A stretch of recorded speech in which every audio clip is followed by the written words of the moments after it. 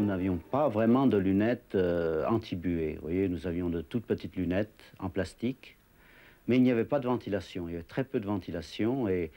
Ou alors, quand on essayait d'ouvrir les côtés, on avait un courant d'air et on pleurait. Et je me suis penché sur ce problème. Et enfin, c'était assez simple ce que j'avais trouvé. C'était de mettre deux lunettes l'une sur l'autre et de découper l'autre intérieur et de les décaler légèrement l'une de l'autre pour donner une ventilation entre les deux. Et alors, à ce moment-là, naturellement, là c'était gagné. Hein, parce que ça, c'était vraiment, à ce moment-là, je me rends compte maintenant, avec les lunettes qu'on a actuellement, on peut descendre même en temps de neige, puisque là, on descendait la moitié de la course avec les lunettes, puis après, c'était terminé, il fallait les enlever. Vous voyez, alors, descendre sans lunettes, c'était quand même un handicap terrible. On ne voyait rien, quoi. Et chaque coureur avait ses petites inventions, ses petits trucs? Oui, eh bien, vous voyez, c'est comme tout à fait au début de n'importe quel sport, au point de vue fixation. Bon, les uns avaient des lanières, l'autre des câbles, on bricolait aussi nos fixations, l'écart aussi, vous voyez, on les limait d'une certaine façon, on aplatissait les vis.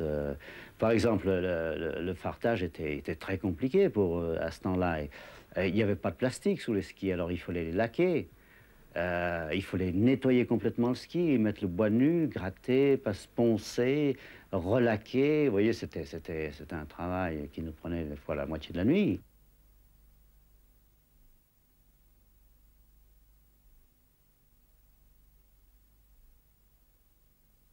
Et je me souviens toujours, arrivant au sommet du mur, je disais, est-ce que je le prends droit ou pas droit, parce qu'il y avait une espèce de mur assez difficile.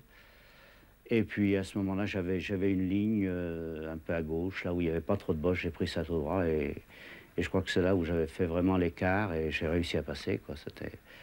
Mais je crois aussi que j'ai réussi à passer parce qu'à ce moment-là, j'avais une très bonne visibilité avec mes lunettes et que je voyais très bien. Peut-être que les autres avaient déjà enlevé les lunettes.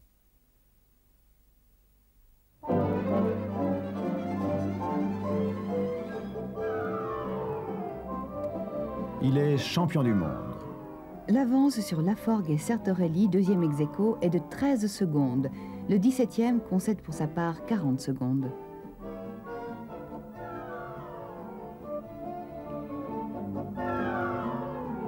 Sur cette lancée se crée la technique française.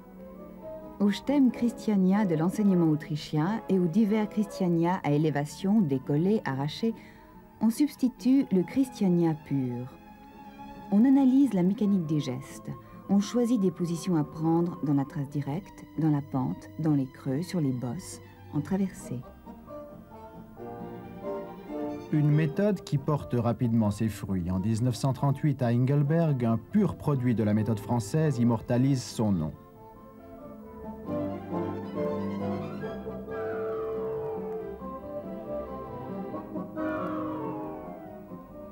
Il n'y a pas de doute. Du départ à l'arrivée, James Coutet applique à la lettre la technique nouvelle. Le ski a accompli un pas énorme grâce à Halley et Coutet, mais aussi grâce à Lönn et Nansen.